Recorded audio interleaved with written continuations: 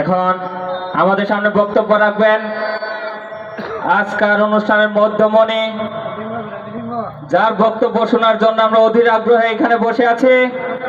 সাভার আশুলিয়া গণমানুষের নেতা, যিনি মানুষের রাজনীতি করে মানুষের জন্য জীবনকে উৎসর্গ করে যিনি সংগ্রাম করে আজ এত দূরে এসেছে, ঢাকা জেলা যুব দলের সাধারণ সম্পাদক জনাব মোহাম্মদ আইয়ুব খান ভাই। এখন আমাদের মতো আইয়ুব খান ভাই দিক নির্দেশনামূলক বক্তব্য দেবেন। আইয়ুব ভাই, আইয়ুব ভাই, আইয়ুব ভাই, আইয়ুব ভাই, আইয়ুব ভাই, আইয়ুব ভাই। বিসমিল্লাহির রহমানির রহিম। বিএনপির ভারপ্রাপ্ত চেয়ারম্যান জনাব তারেক রহমান ঘোষিত রাষ্ট্র কাঠামো মেরামতের ৩১ দফার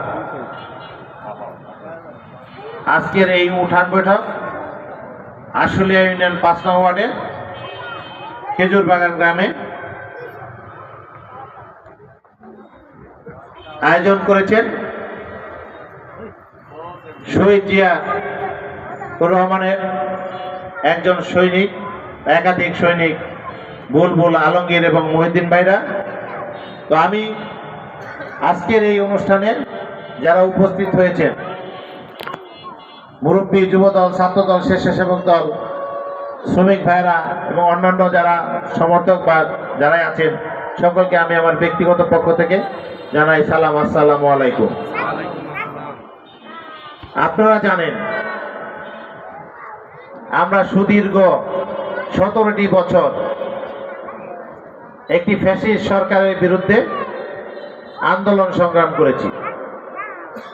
সেই আন্দোলন সংগ্রাম এবং এই ফ্যাসিস্ট সরকার যে সময় রাষ্ট্র ক্ষমতায় ছিলেন, এই আশুলিয়াতে বিভিন্ন দানবের উত্থান ঘটেছিল। তাই আমরা এবং আমার নেতা জনাব তারেক রহমান আগামী দিনে যেন বাংলাদেশের কোনো ইউনিয়ন, ওয়ার্ড, থানা, জেলা এবং সারা দেশে যেন কোনো দানব বা ফ্যাসিস্ট তৈরি না হয়, তার একটি সুনির্দিষ্ট বক্তব্য এবং এই জাতির সামনে কিন্তু বারবার উপস্থাপন করেছেন। আপনারা কেন ধানের শীষে ভোট দেবেন? আমরা কেন আপনাদের কাছে ধানের শীষে ভোট চাবো? সেটা সে তার এই ৩১ দফার আলোকে কিন্তু জাতির সামনে উপস্থাপন করছেন। শহীদ রাষ্ট্রপতি জিয়াউর রহমান স্বাধীনতা উত্তর একটি ভঙ্গুর দেশের একটি পরিবেশ, অর্থনীতি, খাদ্যাভাব, চারিদিকে হাহাকার, সেই সময় কিন্তু শহীদ রাষ্ট্রপতি জিয়াউর রহমান এদেশের রাষ্ট্র ক্ষমতায় অধিষ্ঠিত হন। সেইখান থেকে সে এই দেশকে ৪টি বছরে খাদ্যের স্বয়ংসম্পূর্ণ, মিল ইন্ডাস্ট্রি সবগুলো চালু করা, বিভিন্ন রাস্তাঘাট মেরামত, বিভিন্ন উন্নয়নমূলক কাজে কিন্তু হাত দিয়েছিলেন। অনেক মুরব্বী আছেন, তারা কিন্তু জানে জিয়াউর রহমানের সেই সময়ের তার যে কর্ম পরিকল্পনা ছিলেন।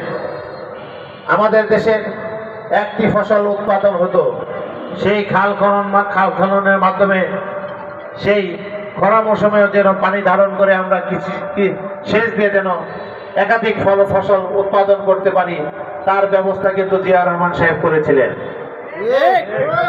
ঠিক একইভাবে আরেক স্বৈরাচার এরশাদ সরকারের সময়েও কিন্তু ভঙ্গুর দেশকে টেনে ওঠার দায়িত্ব পড়ে দেশনেত্রী বেগম খালেদা জিয়ার উপরে।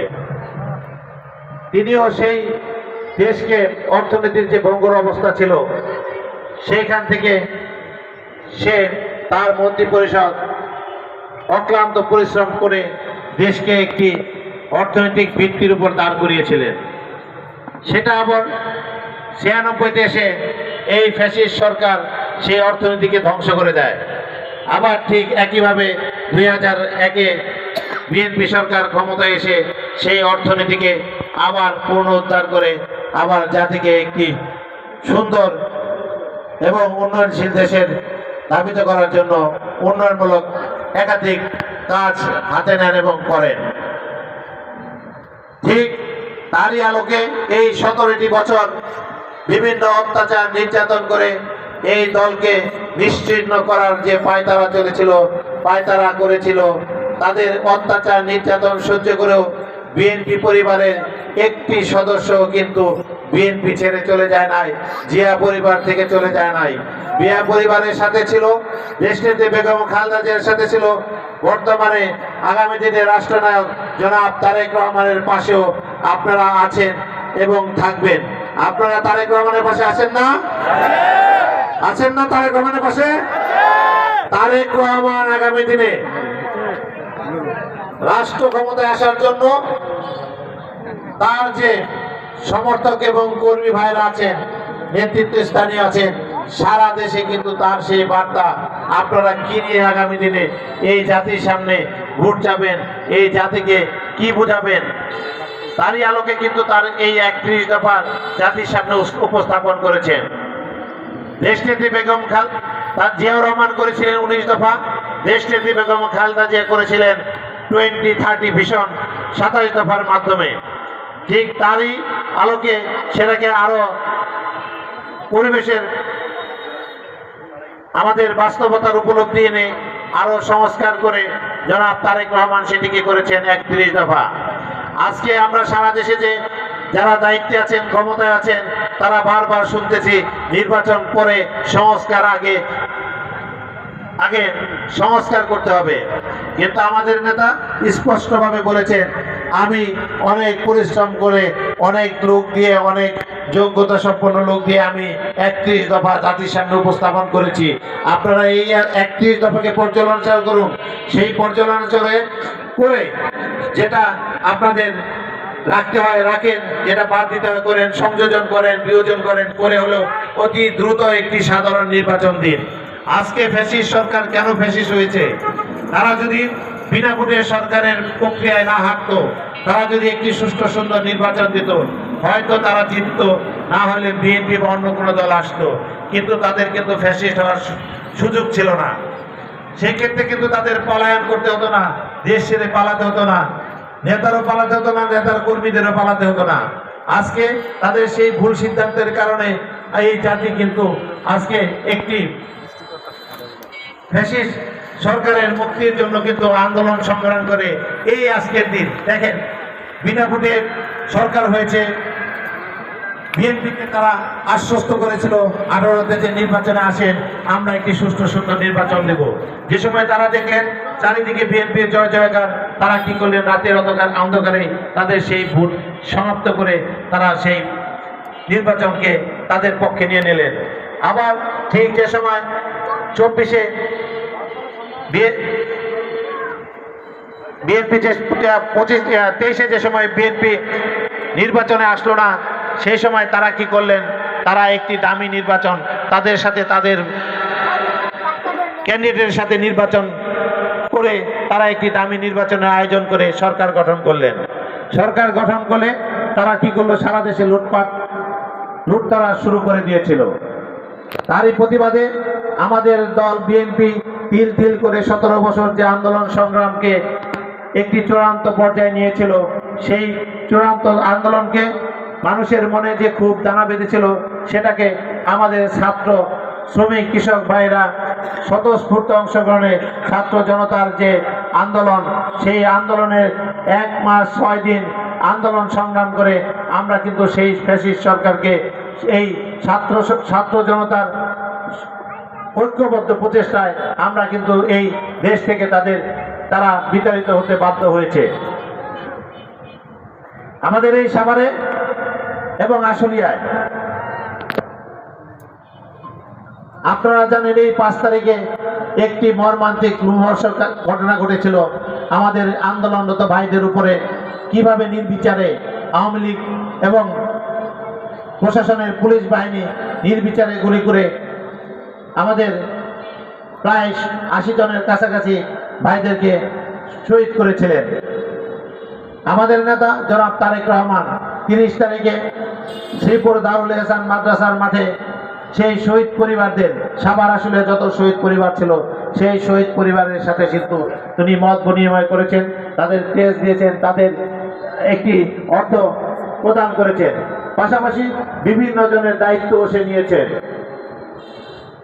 আমাদের নেতা এই জাতির সামনে বারবার অধীনে বলেছেন, গতকালকে সারা বাংলাদেশের আমাদের যে ৭৮ জন যুব নেতা নিহত হয়েছেন তাদের সম্মাননাতেও সে ঠিক তার পরিবার, তার আত্মীয় স্বজনদের মাধ্যমে সেখানেও তাদের সম্মানিত করেছেন।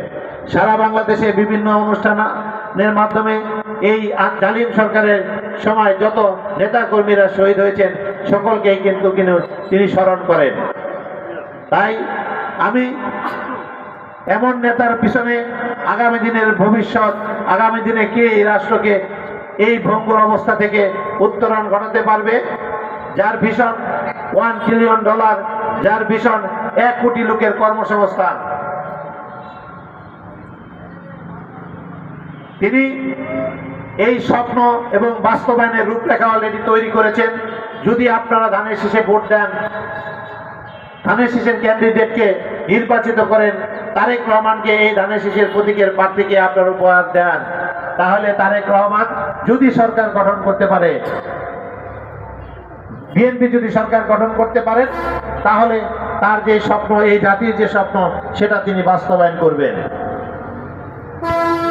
তাই এই বৃষ্টির ভিতরে আপনারা সকলেই এখানে উপস্থিত হয়ে আমার নেতার 31 দফার এই কর্মসূচিতে আপনারা সকলে অংশগ্রহণ করেছেন।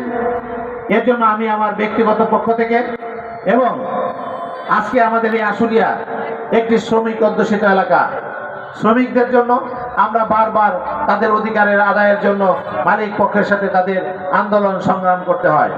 তার বক্তব্য সুনির্দিষ্ট, আমার শ্রমিক ভাইয়েরা কোনো আন্দোলন সংগ্রাম করতে হবে না, তাদের সময় উপযোগী চাহিদা অনুযায়ী তাদের বেতন কাঠামো নির্ণয় করা হবে, সেই বেতন কাঠামোর উপরে তাদের বেতন দেওয়া হবে, যেন কোনো শ্রমিক অভাব অভিযোগ নিয়ে এই মালিকের সাথে তাদের সেই দ্বন্দ্ব এবং আন্দোলন সংগ্রাম করে সেই উৎপাদনকে যেন বাধাগ্রস্ত করতে না পারে। আমাদের দেশে বিভিন্ন চক্রান্ত চলছে, আমাদের নির্বাচন বিলম্বিত করার জন্য বিভিন্ন মহল কিন্তু এখনো সক্রিয় আছে। আপনারা সকলে সজাগ থাকবেন। আমাদের আগামী দিনে চাই কি আমাদের সকলের সবার আগে কি আমাদের বাংলাদেশ। আমার নেতা জনাব তারেক রহমান একটি কথাই বলেছেন, সবার আগে বাংলাদেশ। তাই আমরা এই বাংলাদেশের লোক, বাংলাদেশের সন্তান। তাই আমরা কোনো আমাদের দিল্লিতে কোনো প্রভু নাই, পিন্ডিতে কোনো প্রভু নাই। আমরা এই দেশের জনগণ, এই দেশকে আমরা গঠন করব, এই দেশের উন্নয়নে আমাদের নেতা এবং যারা আগামী দিনে নেতৃত্ব দেবে তাদের পাশে থেকে আমাদের দেশকে পুনর্নির্মাণ এবং পুনর্গঠন করব। তাই আপনাদেরকে সকলকে ধন্যবাদ জানিয়ে এবং আমার জন্য আপনারা দোয়া করবেন, আমি যেন আপনাদের সেবা করতে পারি এবং ধানের শীষের ক্যান্ডিডেটকে যেই ধানের শীষ নিয়ে আসবে তার পক্ষে আপনারা স্বতঃস্ফূর্ত অংশগ্রহণ করে তাকে জয়যুক্ত করবেন, এই আশা এবং প্রত্যাশা রেখে আমার নেত্রী দেশনেত্রী বেগম খালেদা জিয়ার জন্য দোয়া করবেন, তার সুস্বাস্থ্যের জন্য দোয়া করবেন।